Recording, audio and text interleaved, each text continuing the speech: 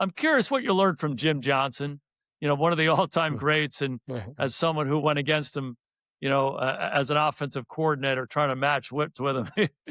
It was a hard it was a hard day now, but what was his impact on you? It was profound in terms of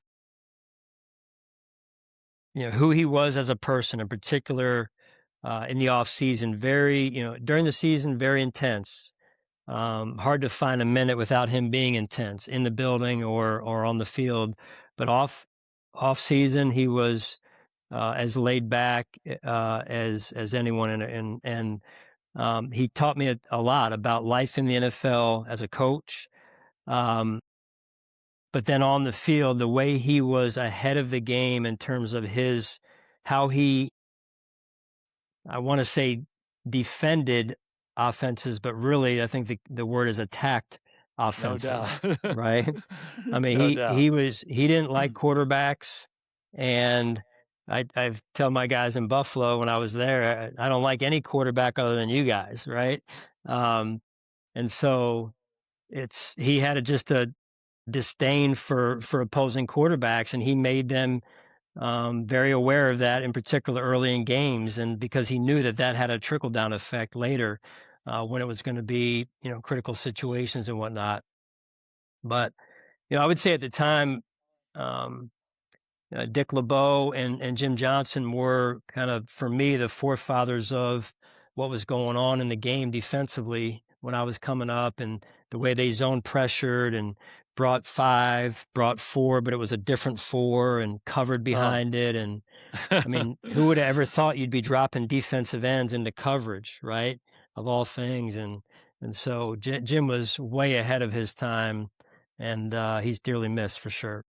Yeah, no doubt. Amazing. And those were some of those situations you reflect back on. And again, as an offensive coordinator at the time going against him, it's like, boy, what an amazing experience to be able to have the opportunity to compete against a guy like that. And it's the same thing with Spags. I mean, the rule was always sit on the fastball, react to the curve. So every time as a play caller, as a quarterback, you expect heat every single down because you Yeah. never know. He's going to bring pressure from everywhere. So that's line one. That's the fastball.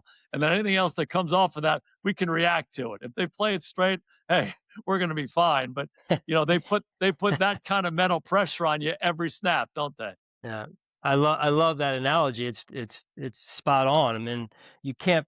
There's no way when that pitch is coming that you're going to be able to. Okay, it's going to be a fastball, curveball, anticipate it all, or what location, inside, outside, straight over the dead middle of the plate. But I think that's probably the best way to anticipate what was coming, because you never knew. Even for us, when we would game plan, we're putting it in, and I'm putting it in with our players, and I'm coaching safeties or linebackers, and I mean, there's a new 2 or 3 blitzes every week. Even when I was the quality control coach, Jim's coming in. It was usually a Tuesday, maybe Wednesday, when the first and second down plan is pretty much already in.